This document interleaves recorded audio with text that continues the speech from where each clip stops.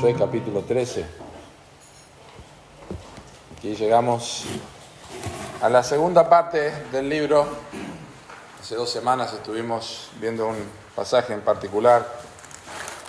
Estuvimos viendo la fidelidad de Dios, pero ahora estamos en capítulo 13 y estamos entrando en la segunda sección del libro de Josué, que tiene que ver con la repartición de la tierra. Es el cumplimiento literal de la promesa hecha a Abraham, que la tierra se le daría a su descendencia. Estamos viendo este momento, después de 430 años, Dios está dando la tierra, y tiene que ver especialmente en Josué con el mandato que le dio a Josué, probablemente como 7 años antes, porque es lo que dura en la toma de la tierra, el control de la tierra, en capítulo 1, versículo 6, esfuérzate y sé valiente, porque tú repartirás a este pueblo por heredad la tierra de la cual juré a sus padres que le daría a ellos. Detrás de la entrega de la tierra está el juramento de Dios. Nunca olvidemos esto, no se trata de que lo merecían, como vamos a ver, sino se trata de lo que Dios había jurado. Siempre tiene que ver con Dios, que como escuchamos hoy, toma la iniciativa en nuestras vidas. La palabra clave en estos capítulos que abarcan del capítulo 13 hasta el capítulo 19 inclusive, la palabra clave es la palabra heredad. La palabra clave es la palabra heredad. Interesante, es un vocablo que aparece 42 veces en todo el libro de Josué. El vocablo heredad, 42 veces aparece.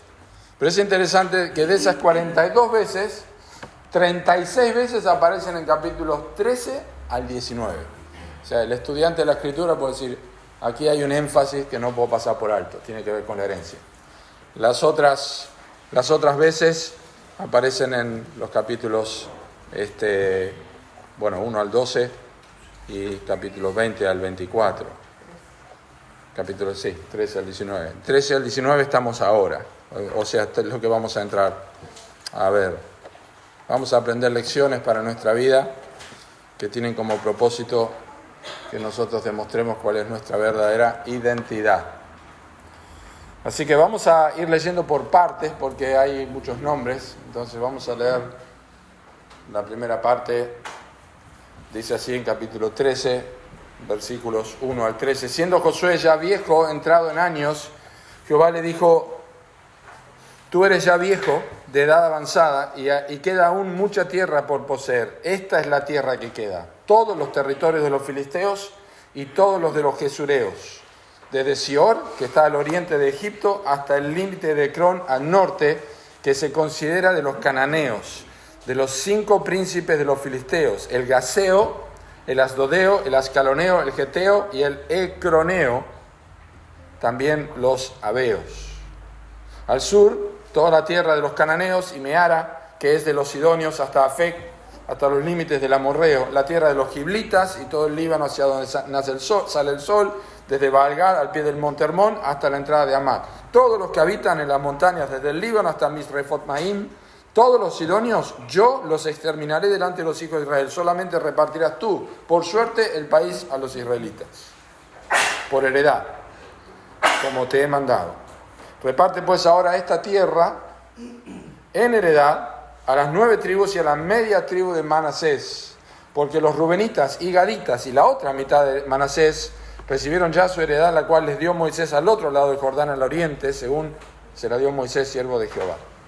Desde Aroer, que está a la orilla del arroyo de Arnón, y la ciudad que está en medio del valle, y toda la llanura de Medeba, hasta Dibón, todas las ciudades de Seón, rey de los amorreos, el cual reinó en Esbón hasta los límites de los hijos de Amón, y Galaad, y los territorios de los gesureos y de los maacateos, y todo el monte Hermón, y toda la tierra de Basán hasta Salca, todo el reino de Og en Basán, el cual reinó en Astarot y en Edrei, el cual había quedado del resto de los refaítas, pues Moisés los derrotó y los echó. Más a los gesureos y a los maacateos no los echaron los hijos de Israel, sino que Jesur y Maaca habitaron entre los israelitas hasta hoy.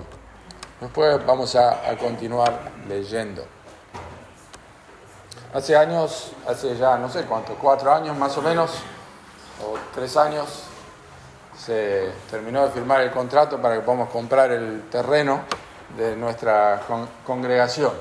Bueno, una vez que nos dieron el terreno, creo que en algún momento fuimos varios, en 2 o 3 oportunidades, y una de las cosas que me acuerdo que hicimos con Alberto fue buscar las estacas, ¿no?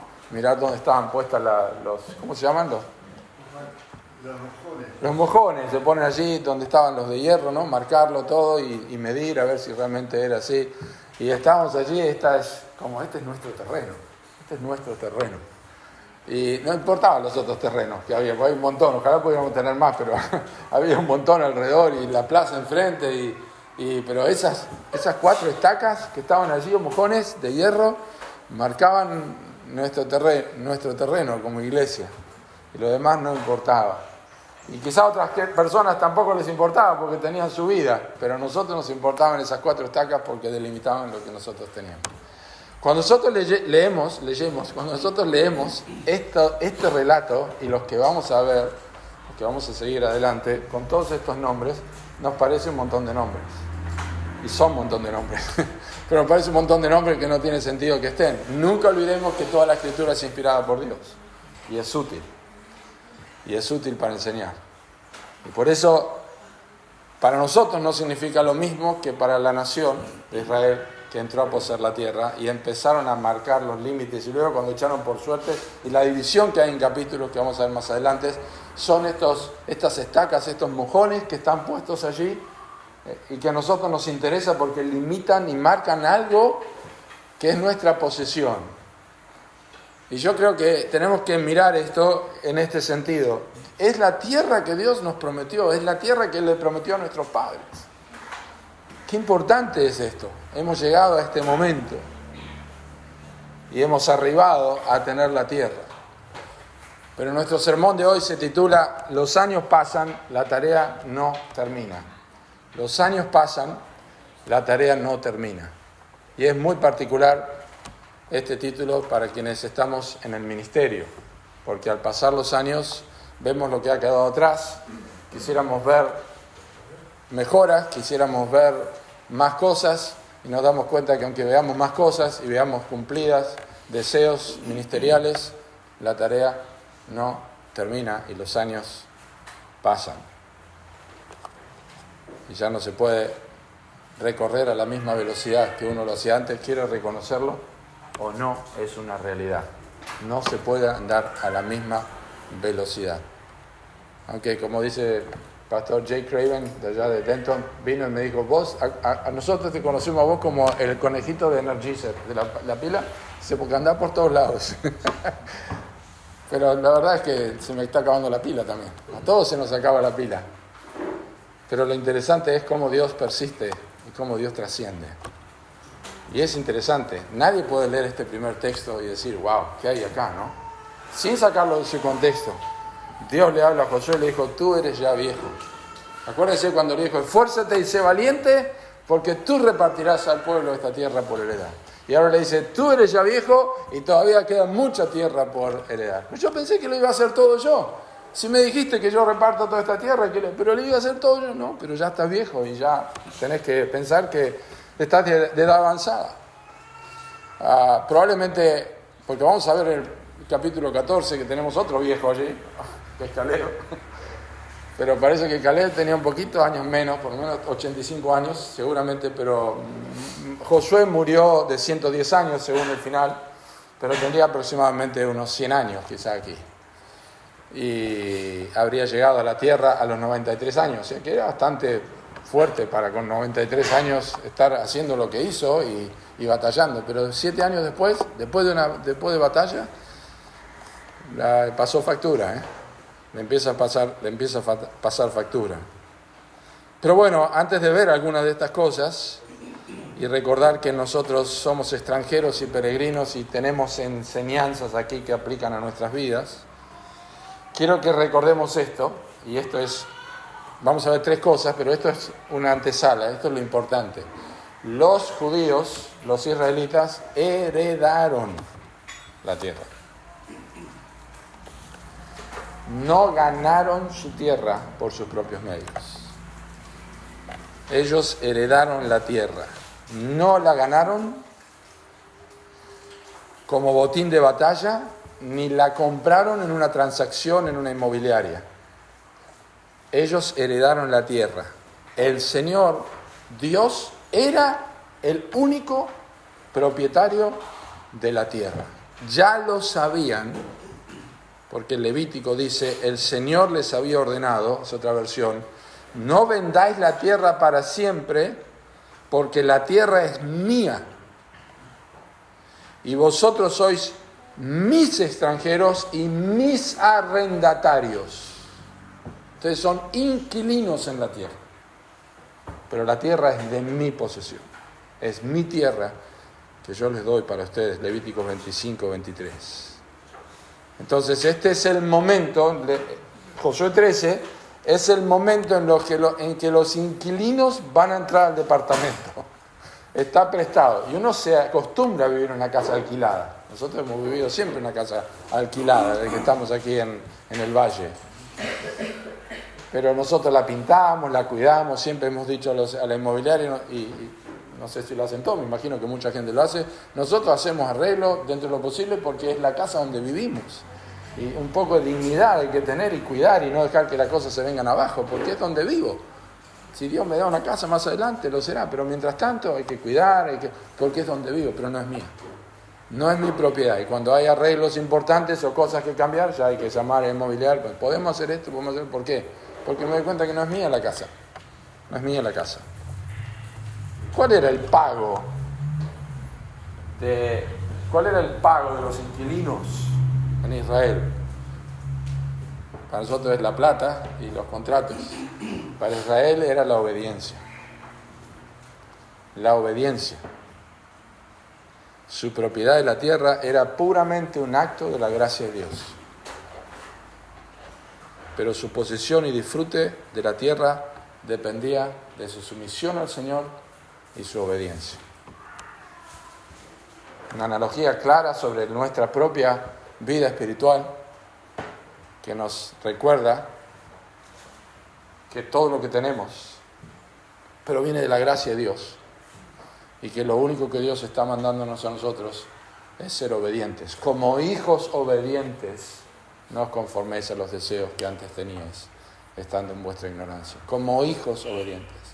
La obediencia en nuestras vidas refleja que nosotros no somos nuestros, sino que somos propiedad del Señor. Y lo que tenemos nos ha sido dado por herencia. Nosotros hemos heredado una herencia incorruptible. ¿Ven? La Biblia siempre, aún en este pasaje de Josué 13, deja entrever que todo es por la gracia de Dios. De Jehová es la tierra y su plenitud, el mundo y los que en él habitan, dice el Salmo 24. Y eso es como nosotros debemos vivir. Estamos de paso aquí. Por eso nosotros cuidamos lo que tenemos. Por eso tratamos de no tirar basura a la calle, no porque somos éticos solamente, sino porque este es el mundo de Dios, es la creación de Dios. Los cristianos son los que mejor tendrían que demostrar que cuidan lo que tienen, que cuidan sus casas, que tienen un buen testimonio, ya estoy entrando en parte ética también, pero que tienen un buen ejemplo, que cuidan, que no tiran cualquier cosa. ¿Pero por qué lo hacen? Porque nosotros vivimos en un mundo prestado, y tenemos que velar por eso y aprender.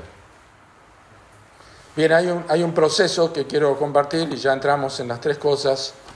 Hay un proceso, la repartición de la tierra se hizo deliberadamente en dos etapas. La primera etapa abarca los capítulos 13 al 17 y se refiere a las 2 tribus y media, Rubén, Gad y la media tribu de Manasés, que era una tribu inmensa. Pueden mirar sus mapas detrás de la Biblia, no tenemos tanta tecnología para ir mostrando los mapas de ahora y no viene al caso, pero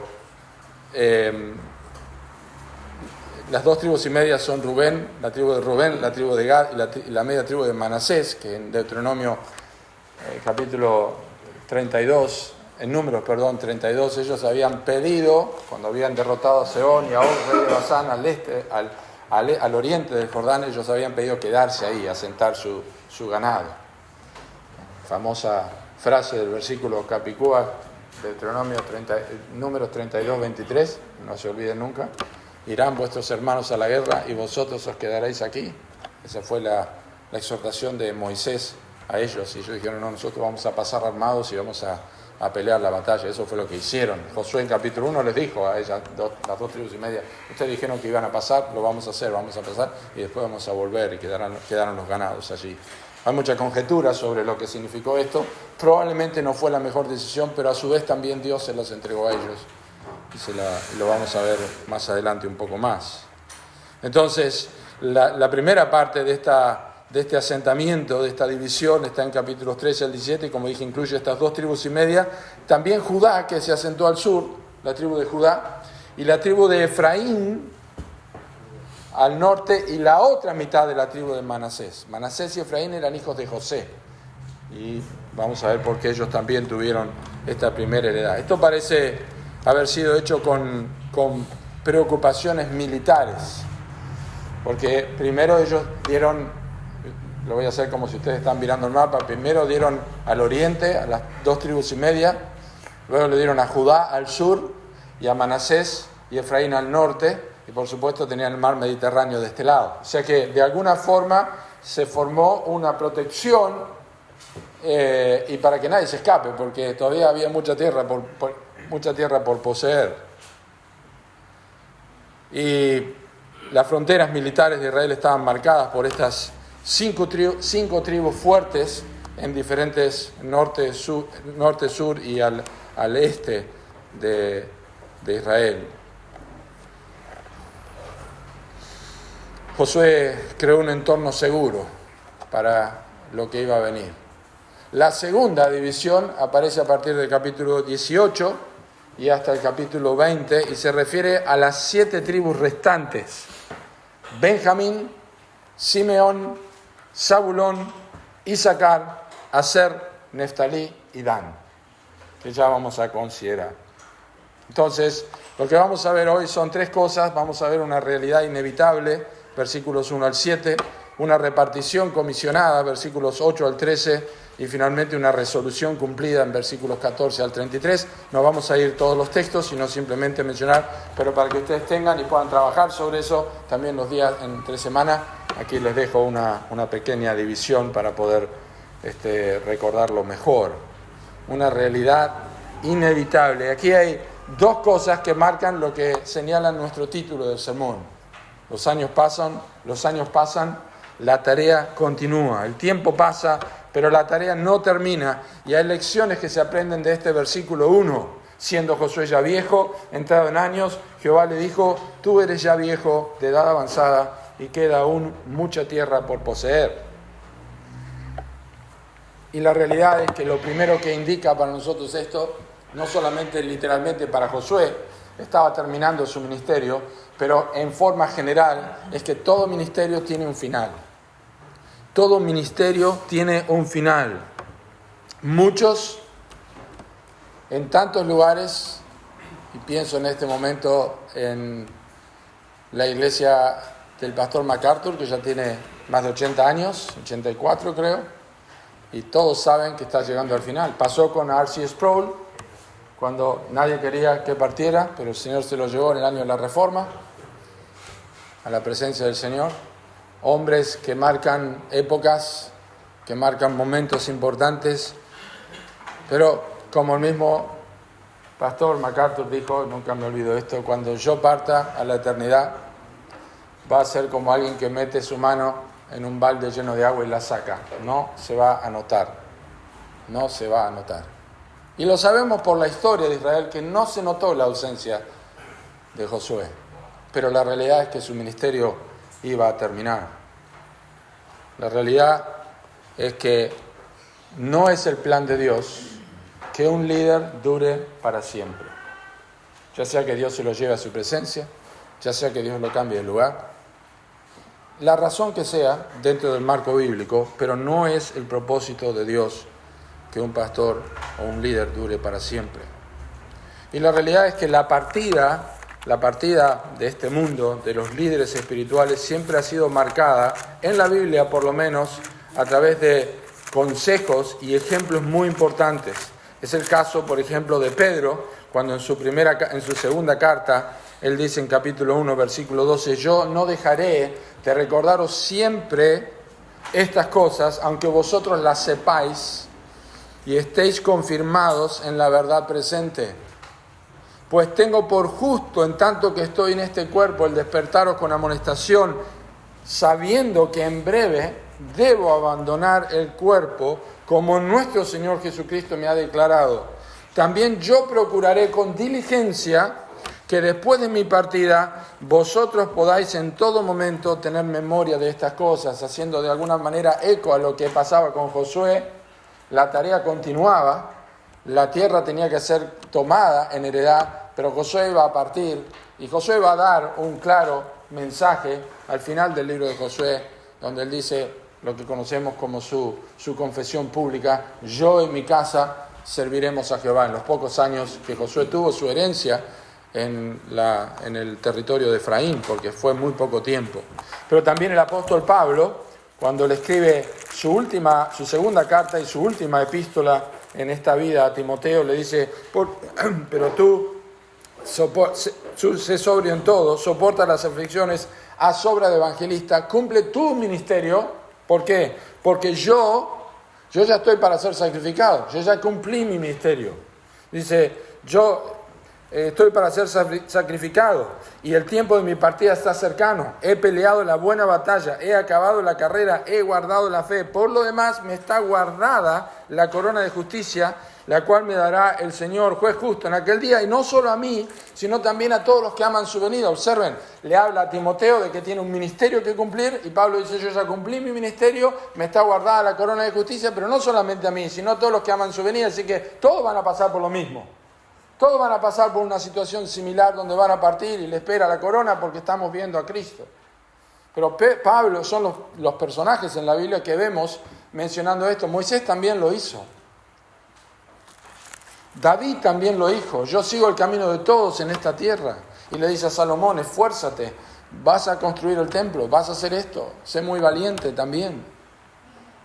Y el mismo Señor Jesucristo, orando a distancia como de un tiro de piedra de los apóstoles, quizá ellos lo escucharon, quizá no lo escucharon, se durmieron, pero Jesús lo dijo en Juan 17 y el versículo 4: yo te he glorificado en la tierra, he acabado la obra que me diste que hiciese. No hay hombre que tenga potestad sobre el día de la muerte y no valen armas en tal guerra, ni la impiedad salvará al que lo posee. No hay quien pueda añadir a su estatura un codo. Basta cada día su propio afán. Dios tiene marcado nuestra partida, nuestra entrada en este mundo y nuestra partida. Él vio nuestro embrión, vieron sus ojos, y también sabe hasta el final. Gracias a Dios que nosotros no lo sabemos, porque seguramente haríamos macana, no haríamos la cosa mejor cuando Dios decide esto. Pero en algunos casos, como Josué se le anuncia, y como Moisés se le anuncia, y como Pablo se le anuncia, y como Pedro se le anuncia, y como a Cristo se le anuncia, para que nosotros tengamos una enseñanza clara, que todo ministerio tiene un final, y tu vida también va a tener un final. Tu vida también va a tener un final. Y lo que estás haciendo con tu vida cuenta, porque es necesario que todos nosotros comparezcamos ante el tribunal de Cristo y cada uno reciba según lo que haya hecho mientras estaba en el cuerpo, sea bueno o sea malo. Es así, vamos a dar cuenta delante de Dios. Todo tiene su tiempo y todo lo que se quiere debajo del cielo tiene su hora. Tiene un final. Y Josué lo estaba escuchando del mismo Dios. Pero otra cosa interesante de esta realidad inevitable es que Josué fue un servidor fiel desde el inicio. Si hacemos un repaso mental en la vida de Josué, recordamos que él era un joven. El joven Josué era servidor de Moisés y estaba al lado de Moisés, y fue con Moisés al monte y no entendía mucho lo que estaba pasando, porque cuando bajaban del monte y los judíos, los israelitas estaban adorando al becerro, él dijo: hay voz de cantar, oigo yo. Y Moisés dijo: no es voz de cantar, no es voz de guerra, perdón, oigo yo. Y Moisés le dijo: no es voz de guerra, sino voz de canto, de fiesta. Josué no tenía mucho discernimiento todavía, pero dice la Escritura en varias oportunidades, y no era el punto destacarlo ahora, que Josué no se separaba de al lado del tabernáculo. Vemos allí cómo Dios estaba trabajando detrás de escena en la vida de Josué, preparando a este hombre, enseñándole a este hombre. Luego va a batallar en Éxodo capítulo 17 contra Amalek y destruye a Amalek bajo la guía de Moisés, quien con Aarón y Hur estaban sosteniendo sus brazos. Josué era un hombre de guerra. Y luego les he encomendado el trabajo al final de la vida de Moisés. Y vemos a Josué que fue investido de parte de Dios. Dios, delante del pueblo, Moisés lo lleva a Josué, le pone las manos y es traspasado el poder y la capacidad de liderazgo. Y luego le dicen, como estuvo Dios con Moisés, que solamente Dios esté contigo como estuvo con Moisés. Necesitamos esa clase de líder, un líder que se observe que Dios está con él. Y él fue un servidor fiel desde el inicio. Y aprendió a discernir y a escuchar a Dios hasta el final. Josué tiene casi 100 años acá, pero después de tanto trabajo, después de tanta guerra y después de tanto trajín en la vida de Josué, en este pasaje lo que yo veo es que Josué sigue escuchando a Dios. Josué no tiene tanta experiencia que ya no necesita leer su Biblia. No tiene tanta experiencia que ya no necesita orar. No tiene tanta experiencia que el poder de Dios está en su vida y por alguna razón particular no necesita leer la Biblia, necesita conocer más de la teología, ni saber quién es Dios, interiorizarse en la Escritura. Josué no tiene esa idea, Josué sigue escuchando a Dios. Porque en las palabras de Cristo en Juan 15, separados de mí, nada podéis hacer. Escucharé lo que hablará Jehová Dios. Y como dice el libro de Proverbios, hijo mío, inclina tu oído. Y como dice el libro de Deuteronomio, oye a Jehová tu Dios. Oye Israel, Jehová tu Dios, Jehová uno es. Josué aprendió a escuchar a Dios hasta el final de su vida. Adquirió madurez.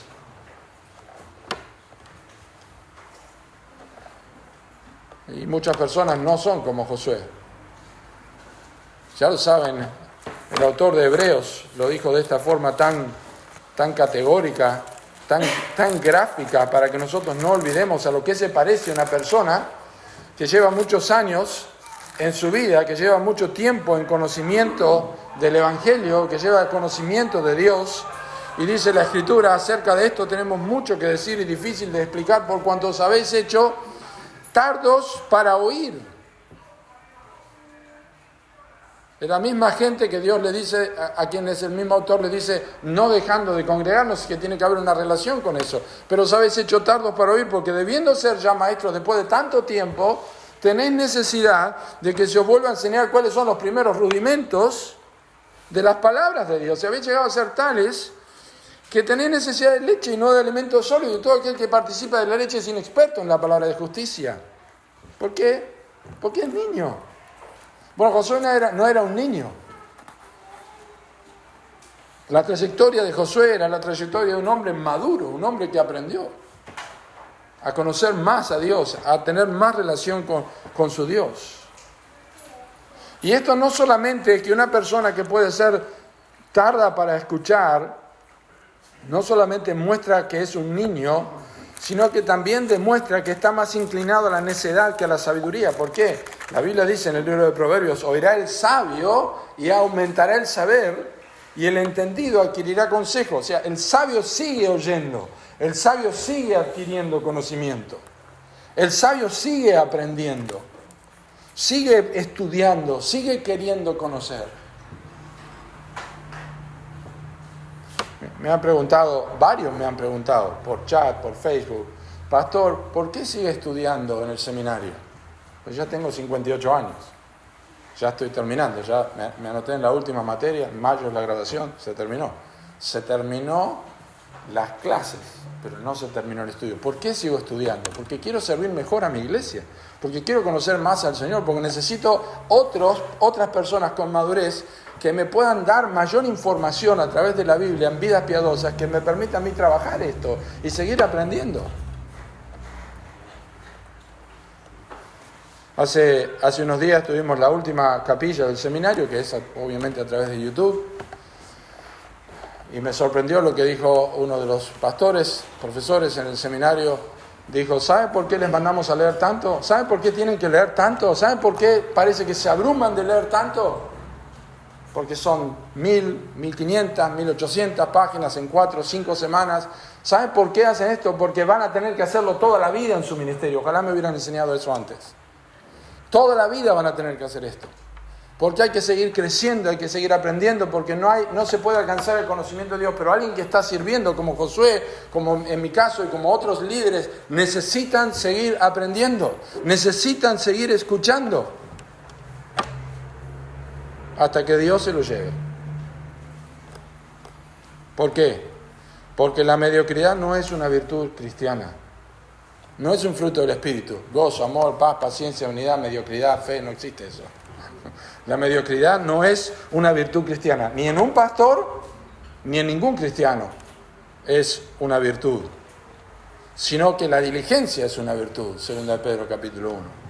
Poniendo toda diligencia por esto mismo, añadid a vuestra fe virtud, conocimiento, dominio propio, paciencia, piedad, afecto fraternal, amor. Josué tenía que cumplir su responsabilidad hasta el final, lo que Dios le había mandado.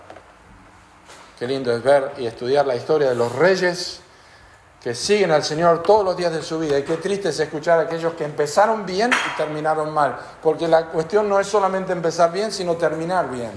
Acabar la carrera. Como Pablo dijo, acabé mi carrera con gozo. Con gozo, Hechos capítulo 20.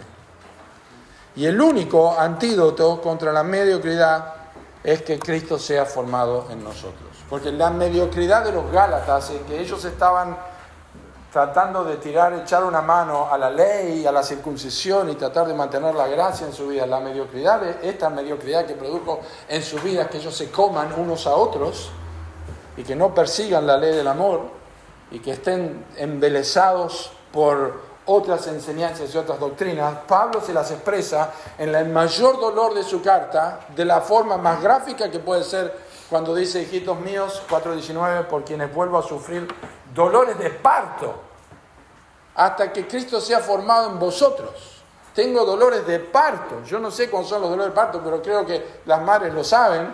Y quiero expresar que cuando Pablo usa esa expresión, inspirado por el Espíritu Santo, quiere decirnos a nosotros que entendía de alguna forma que no había ninguna otra cosa como esa, porque se refiere al libro de Génesis capítulo 3, cuando dice, con dolor parirás a tus hijos. No hay mayor dolor, es la primera mención de dolor en la Escritura. Y Pablo dice, tengo ese mismo dolor. Y la mediocridad se vence cuando Cristo es formado en nosotros. Esa es la manera. Cristo formado en nosotros. Prosigo, avanzo, conozco la Escritura. Dejo que ella penetre en mi vida. Josué ya está avanzado en años, pero sigue siendo un ejemplo de persona constante. Josué también era un hombre anciano, pero eso no lo incapacitó en absoluto. Cuando estoy hablando de anciano, me voy a referir a todos los que somos mayores de 50 y tantos años.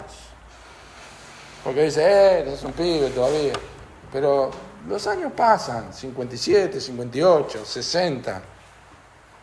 Los años han pasado. Bueno, la Biblia dice en el libro de Proverbios, capítulo 19, Proverbios 19, versículo 20, así. Dice, escucha el consejo y recibe la corrección para que seas sabio en tu vejez. ¿Quieres ser sabio en tu vejez? Si todavía no llegaste, recibe el consejo. Acuérdense que Proverbios 5 dice que el joven decía, cómo aborrecí la corrección y el consejo, casi en todo mal estado, en medio de la sociedad y la congregación. Nosotros aprendemos para vivir, hermanos, no vivimos para aprender, porque eso tiene un costo muy alto. Se aprende y se vive, no se vive y se aprende, porque no ayuda en nada eso. Proverbios nos enseña para que podamos vivir. Josué aprendió para vivir como debía vivir, y llegó hasta el final como un hombre fiel. ¿Cómo aprendió?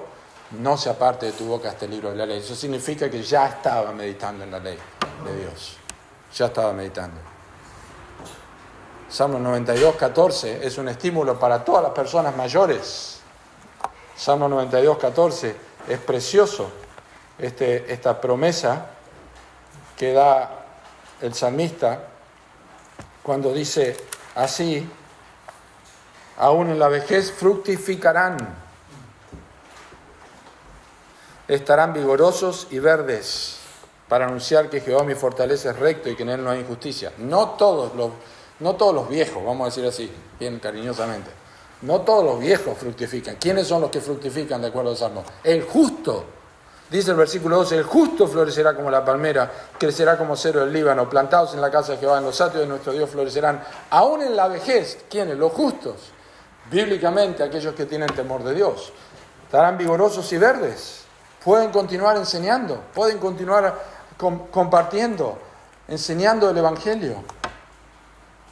Josué era un hombre que estaba floreciendo en su vejez aún, pero Dios lo estaba llamando ya. Y el propósito también está en el libro de los Salmos, el Salmo 71, cuando dice el versículo 18, aún en la vejez y las canas, oh Dios, no me desampares, hasta que anuncie tu poder a la posteridad y tu potencia a todos los que han de venir, y tu justicia, oh Dios, hasta lo excelso. ¿Cuál es el propósito? Por ser un hombre anciano. Y Él lo va a hacer porque anuncia la posteridad en capítulo 24. Yo y mi casa serviremos a Dios. Ustedes saben lo que yo he hecho. Ustedes decidan hoy a quién van a servir. Si a los ídolos del otro lado del Jordán o a Dios van a seguir. Él estaba anunciando que Dios era su fortaleza y que en Él no había injusticia. Josué como una persona mayor. Josué entonces era un servidor fiel desde el inicio. Josué tenía un final en su ministerio. Josué era un hombre anciano. Pero otra de las cosas que aprendemos de estos primeros versículos que leímos en capítulo 13 de Josué es que sí, la tarea continúa. La tarea continúa. Queda mucha tierra por poseer. Josué tenía que repartir la tierra y de hecho lo hizo en su formato más general, porque él repartió la tierra. Porque el versículo 7 dice, reparte pues ahora esta tierra, es un mandato. Él reparte la tierra. Lo hace en su forma más general. Pero después, y lo sabemos, porque se ve casi en el libro de Josué y luego se ve en el libro de Jueces, con tristeza lo vemos, ellos ya en su territorio, ellos tenían que seguir batallando. Pero la repartición de la tierra fue hecha por medio de Josué. Eso se hizo a través por medio de suertes, se echaron suertes. Y Dios en su sabiduría lo hizo. La suerte se echa en el regazo, pero de Jehová es la decisión de ella, dice el libro de Proverbios, porque es la mejor manera imparcial de hacer lo que hicieron y a quien le tocó qué. Y a pesar de esto, Dios tuvo su control, porque la suerte que tocó a ciertas tribus tenía que ver con profecías hechas de parte de Jacob a sus hijos en Génesis capítulo 49, como el caso de Rubén, como el caso de Leví y Simeón. Pero la verdad es que cada tribu tenía que ser responsable. Y lo que Josué aprende de esto es que esta obra no es suya, sino de Dios. Porque Dios no se limita a un instrumento, ni se limita a una época, ni se limita a un solo plan. Dios tiene control porque, como vimos al principio, es su tierra. Y Él la está dando en préstamo, en heredad. Cuando murió Esteban, Dios levantó a Saulo. Cuando murió Wycliffe en Inglaterra, Dios levantó a Lutero. Cuando un hombre llamado George Wishart fue quemado en la hoguera, Dios levantó en Escocia a John Knox, a quien la reina le temía con gran terror. Este hombre, John Knox, oraba así: dame Escocia o me muero. Dame Escocia o me muero. Horas pasó escondido llorando porque había sido llamado al ministerio y no sabía cómo cumplir lo que Dios le había encomendado. Pero Dios lo levantó, porque Dios tiene sus hombres. Dice un pastor escocés llamado William Blakey, ya falleció en 1800 tanto, Josué es reemplazado en lo que se refiere a la obra de la conquista, y esa obra se suspende por un tiempo, pero la razón es que en el momento presente Dios desea desarrollar el valor y la energía de cada tribu en particular. Y cuando llegue el momento de extender aún más el dominio de Israel, se encontrará una gente bien equipado para el servicio. De las colinas de Belén surgirá un día un joven piadoso de porte intrépido, bajo el cual todo enemigo de Israel será abatido, y desde el río de Egipto hasta el gran río, el río Éufrates, toda la tierra prometida quedará bajo el dominio de Israel. Y las conquistas de David brillarán con más resplandor que las de Josué, y se les pondrá, por así decirlo, música en un tono más elevado. Me encantó eso, porque realmente eso fue lo que ocurrió. David tuvo que seguir batallando. Ustedes saben las batallas de David. ¿Cómo es posible si la tierra ya estaba tomada? Bueno, porque ahí vemos algunas cosas que aquí ya lo tenemos en versículo 13, que no se echaron ciertas personas. Y en el libro de Jueces lo tenemos más aún. Pero David batalló y finalmente le dejó un imperio, un reinado increíble a Salomón. Realmente de Éufrates hasta Egipto fue el reino de Salomón, para que toda la tierra escuchara de la gloria de Dios, como vimos el domingo pasado. Pero por eso la iglesia tiene que saber que los líderes no duran para siempre y que ella debe velar, cada uno debe velar por ser uno de los tantos que es utilizado para avanzar el reino. ¿Qué pasa si mañana se muere el pastor de la iglesia? Bueno, yo no voy a estar mal. Recuerdo años atrás, cuando falleció mi papá, hace 23 años, en Salto, año 2000, 31 de marzo del 2000, que yo tuve que viajar de urgencia porque mi papá se le detectó un cáncer que en 10 días se lo llevó. Así fue, se estaba afeitando y no pudo mover más su pierna y ya tuvo una metástasis y se murió mi papá, pero tuve que salir urgente. Y esa urgencia derivó en que 2 hermanos de la iglesia tomaron la posta, que yo no imaginaba, pero lo hicieron. Lo hicieron, hombres fieles. La cuestión es si yo estoy esperando que me llamen o yo estoy preparando para esto. Porque también hay errores de los líderes, como hay descuidos de los miembros. Es un conjunto de cosas. Pero la actitud es la disposición que tenemos que hacer. ¿Qué va a pasar? ¿Qué va a pasar con el valle? ¿Qué pasaría con Roca? ¿Qué pasaría con los hermanos? ¿Qué pasaría con los estudios bíblicos? Sabemos que Dios sostiene, pero son preguntas que nos debemos hacer. Son cosas que debemos meditar. No nos echamos la culpa, nos proyectamos, pensamos cómo avanza el reino. Porque Josué no era indispensable, Pablo no era indispensable, el pastor Ricardo no es indispensable, Sugiel Michelén no es indispensable, Enrique Oriolo no es indispensable, ninguna persona somos indispensables. El único indispensable era Cristo, por eso dejó un reemplazante que fue el Espíritu Santo que está entre nosotros. Es así de sencillo. No dejaré huérfanos. Pero los demás somos prescindibles. El único imprescindible es el Señor Jesucristo.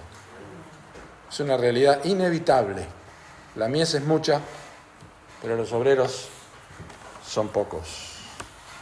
Cada vez que recibo un mensaje de alguien que me dice: pastor, ¿sabe si hay una iglesia? ¿Hay algún grupo en Río Colorado? ¿O hay alguna iglesia en La Pampa? ¿O hay alguna iglesia ahí donde? Y uno busca y encuentra y trata, y a veces no hay nada. A veces no hay nada. Tenemos 2 jóvenes que vinieron de Viedma, ¿no? El retiro de hombres. Ellos se conectan, los está atendiendo el pastor Viti Peralta, se conectan con la iglesia de Lobos, se conectan conmigo también, uno de ellos, comparto, charlo con él, me pido oración a alguien que lo está atendiendo, pero no es lo que debería ser, ¿verdad? Queríamos que alguien pueda reunirse en su ciudad y pueda tener comunión. No estamos hablando de 100 o 50 kilómetros, estamos hablando de cientos de kilómetros, 300 o 400 kilómetros, pero que la mies es mucho, los obreros son pocos. No se trata de desgastar a un líder yendo de un lado al otro y viajando por todos lados, se trata de que Dios levante hombres para que puedan servir en esos lugares. Esa es la idea. Y como la célula, ¿cómo se llama? ¿La mitosis era? ¿Cómo es? ¿Cómo se divide la célula? ¿Sí? La mitosis, cuando se separa la célula,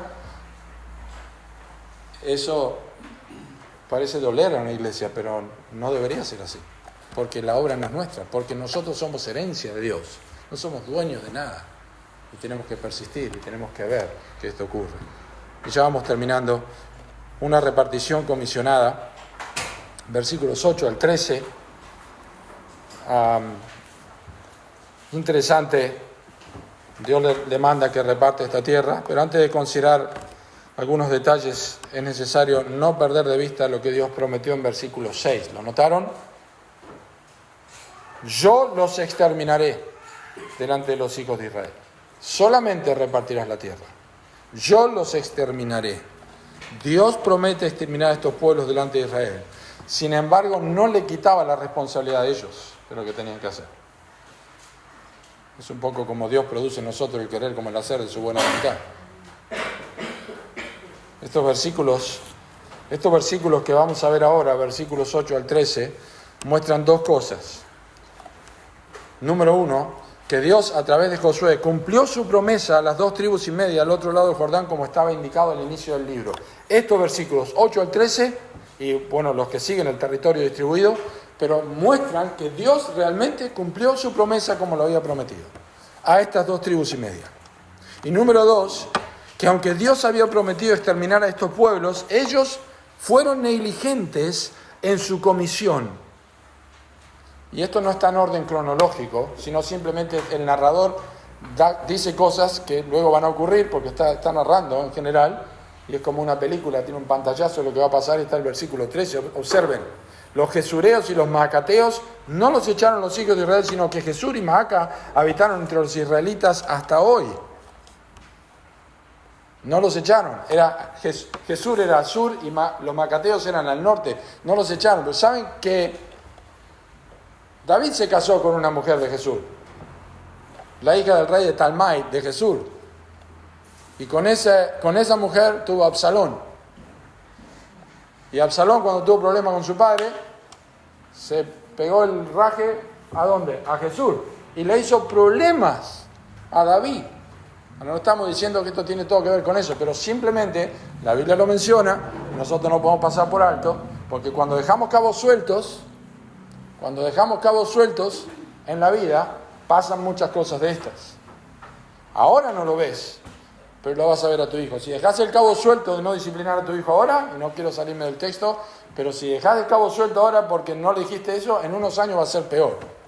Hoy te robó un caramelo, dentro de unos años te roba la tarjeta de crédito. Si no educas a tu hijo, y en tantas otras cosas en la vida, si vos dejás cabos sueltos, van a tener sus consecuencias. Y aquí hay cabos sueltos que quedaron. Lo tenemos en Josué, en Jueces es tremendo. El viejo ese de una plaza que lo dejaron ir libre, yo le voy a decir dónde están todos, la entrada de la ciudad, le dieron la entrada a la ciudad y después se fue y dice que edificó una ciudad. Edificó una ciudad entera el hombre, por dejarlo vivo.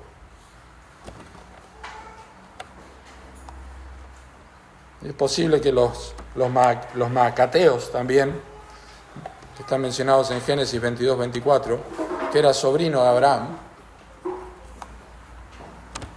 cuando Seba, de los benjamitas, le tiraba piedras a Saúl, este hombre se fue a esconder después. No, este no es Simei. Seba era otro, fue uno que cuando se dividió el reino, él dijo, no tenemos parte ni suerte con David, se fue a una ciudad de Maaca. Segundo Samuel 20, 14 al 15. Siempre hay consecuencias por una obediencia incompleta. Entonces, aquí pero está este hecho que es una repartición comisionada. Tú repartirás la tierra, y ahí están los Rubenitas y los Gaditas, la otra media tribu de Manasés. Recibieron ya su heredad, pero ahora le está recordando cuáles son los lugares que ellos tienen, y por supuesto son distribuidos. Ya estaba distribuido por Moisés. Y fíjense lo que dice, y comienzan a ver perlitas, porque 4 veces se menciona lo que vamos a leer ahora en versículo 14, que tiene que ver ahora con una resolución cumplida. Lo que está en versículo 14, la tribu de Leví a la tribu de Leví no dio heredad. Los sacrificios de Jehová, Dios de Israel, son su heredad, como Él les había dicho. Presten atención a este versículo 14, y presten atención, porque hay que ser observador, a lo que dice el versículo 33. Mas a la tribu de Leví no dio Moisés heredad. Jehová, Dios de Israel, es la heredad de ellos, como Él les había dicho. Porque en versículo 14 dice que los sacrificios son su heredad, pero en versículo 33 dice que Jehová, Dios de Israel, es la heredad de ellos. Hay una relación directa. La porción empieza con los levitas y termina con los levitas, con una herencia que no tiene que ver con asuntos materiales. Pero en medio de esto están la división a las 2 tribus y media.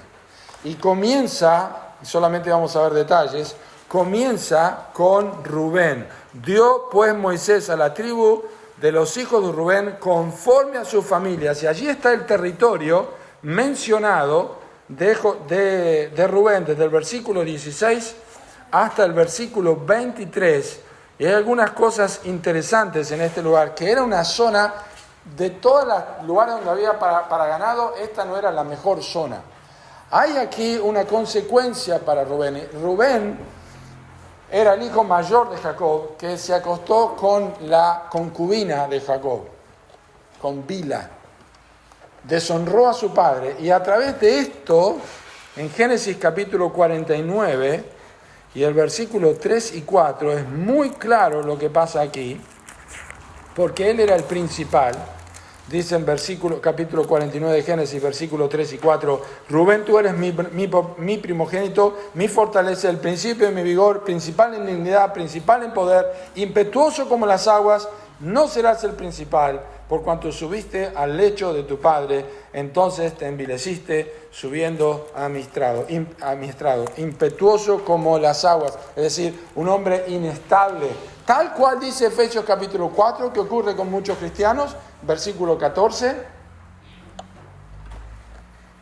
que andan de aquí para allá llevados por doquiera de todo viento y doctrina, esa inestabilidad que produce un deterioro en la vida de una persona. Esto ocurrió en la vida de David, en la vida de Rubén. Ellos no tuvieron la heredad que podrían haber tenido, porque la herencia principal para Rubén pasó a los dos hijos, pasó a José, que en realidad está representado con Efraín y Manasés. Manasés tenía el lugar más grande, Efraín tenía el lugar más chico. Pero la realidad es que está mencionado primero, y la tribu de Rubén sabía perfectamente lo que tenía que ver, cómo tenía que ver con sus vidas lo que estaba ocurriendo y la herencia que les había tocado. Ellos tenían consecuencias que de parte de su padre les ocasionó a ellos. Pero hay menciones importantes, como por ejemplo la derrota de los príncipes de Madián, Evi, Requem, Sur, Ur, Reba, príncipes de Sión. Y luego versículo 22, también mataron a espada los hijos de Israel a Balaam. Dice Dale Ralph Davis, no debemos pasar por alto las repetidas alusiones a las victorias de Israel sobre Seón y sobre Og, por no hablar tampoco de Balaam. ¿Por qué? Dice, significa que en toda esa geografía y topografía hay constantes alusiones a las victorias de Jehová que había concedido anteriormente a Israel bajo Moisés. Así que cuando estaban en ciertos lugares, dice, ¿te acordás lo que pasó acá? ¡Wow! Y van al otro lado, ¿te acordás lo que pasó acá? ¡Wow! Y van a otro lugar, mirá lo que pasó acá, ¡wow! Tremendo. Se acordaban en ciertos lugares, y especialmente la historia de Balaam es terrible. 3-4 capítulos usados en el libro de Números de este falso profeta, que está mencionado en las Escrituras 56 veces. En el Antiguo Testamento, 59 veces, 56 en el Antiguo Testamento y 3 en el Nuevo Testamento, y tiene que ver con un falso profeta. Estas alusiones refrescan, dice Davis, refrescan la memoria de Israel y fortalecen su fe frente a cualquier enemigo contemporáneo, porque se acuerdan cómo Dios trató a estos reyes. Israel encuentra la seguridad de que Jehová seguirá teniendo compasión de sus siervos y que su amor de alianza persiste, o de pacto persiste también en ellos en el presente.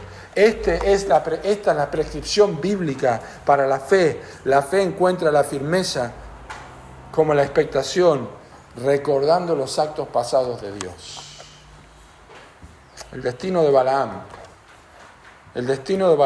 y terminó la cita, el destino de Balaam enseñó bien a las 2 tribus y media que al final, por muy astutamente que actúa un hombre, su pecado lo descubrirá. Cuando ellos leyeron y vieron que el reino que les daba a ellos el territorio donde Balaam había sido parte, donde Balaam había estado, ellos recordaron que Dios no puede ser burlado. El testimonio de Balaam les aseguraba a Israel, si era fiel, que nunca dejaría de tener la protección divina, porque este falso profeta quiso destruir a la nación y Dios se lo impidió. Dios no puede ser burlado. Balaam sembró para la carne y de la carne cosechó corrupción, porque fue un profeta que se vendió por dinero para maldecir a un pueblo que era bendecido por Dios. Y así debe ser siempre.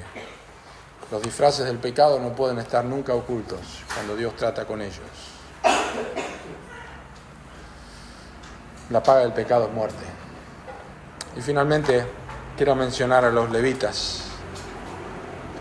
La tribu de Leví no tuvo heredad. Dios es su heredad. Y sabemos que aún como todos, los levitas también se corrompieron. Pero siempre encontramos algunos levitas fieles, como en el tiempo de David, ¿no? Abiatar, encontramos sacerdotes fieles. ¿Saben? La bendición de esta tribu, de estos hombres, fueron distribuidas, tuvieron diferentes ciudades. Y hay una nota interesante, porque Caleb, que recibe Hebrón, que hoy está en Cisjordania, Hebrón, no está dentro del territorio de Israel, pero Caleb, que recibe Hebrón, es una de las ciudades que él entrega a los levitas.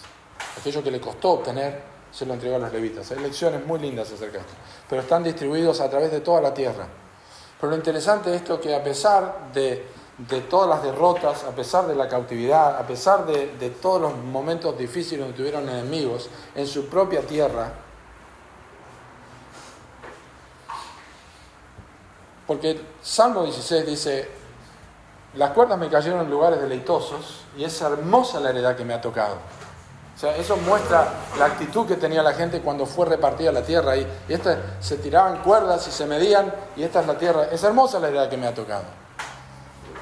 Los levitas no podían decirlo físicamente porque no tenían una herencia. Pero ¿saben qué? Cada vez que había una guerra, cada vez que había una pérdida de territorio, los levitas nunca perdían su herencia. Ellos siempre podían ofrecer un sacrificio. Ellos siempre tenían algo que dar porque Dios era su heredad. Porque los sacrificios eran su heredad. Pues nadie les podía tocar eso. A otros les podían quitar la tierra, les podían quitar ciudades, pero a ellos no les podían quitar nada. Y aunque fueron infieles, muchos de ellos permanecieron fieles. La realidad es que ellos siempre tuvieron, porque esta era su heredad. Hermanos, nosotros somos extranjeros y peregrinos en la tierra, y hay algo que nadie nos puede tocar. Es nuestra herencia. Tenemos una herencia en los cielos incontaminada, incorruptible, inmarcesible, reservada en los cielos para nosotros. Nadie nos puede tocar. No temáis a los que matan el cuerpo, porque nada más pueden hacer. Temed más bien a aquel que después de muerto puede echar el alma y el cuerpo al infierno. Nadie nos puede tocar lo que tenemos. Estamos sentados en lugares celestiales. Esa es nuestra herencia. En Cristo Jesús somos herederos y coherederos con Cristo. Las tribulaciones de este mundo no tienen comparación con la gloria venidera que va a manifestarse en nosotros. Hubiera querido hablar de algunas de las ciudades que están acá, pero el tiempo ha pasado. Como Rabá, donde murió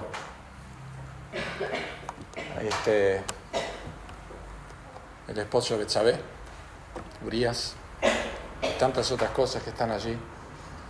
Pero quería terminar con esta. Jehová Dios de Israel es la heredad de ellos, como les había dicho. Suficiente para que vayamos a nuestras casas y meditemos en la herencia que tenemos nosotros. La única forma de tener esta herencia es que tengas una relación familiar con el que da la herencia. Y este es Dios. Y la Biblia dice que los suyos vino y los suyos no le recibieron, mas a todos los que lo recibieron, a los que creen en su nombre, les dio potestad de ser hechos hijos de Dios. Para ser heredero, no tenés que ser esclavo del pecado, sino hijo. Y para ser hijo necesitas arrepentirte de tus pecados, quien quiera que seas, y creer en Cristo como Salvador de tu alma. Y automáticamente, todas las riquezas y gloria en Cristo Jesús serán tuyas, porque en Él están escondidos todos los tesoros de la sabiduría y de los misterios, en Cristo Jesús. Él es todo, Él es nuestra gloria. Pero necesitas arrepentirte de tus pecados. Necesitas confesar que sos una persona extraviada, sin Dios y sin Cristo en este mundo, y que la única herencia que tenés en este momento es la ira de Dios. ¿No sabés que los injustos no heredarán el reino de Dios?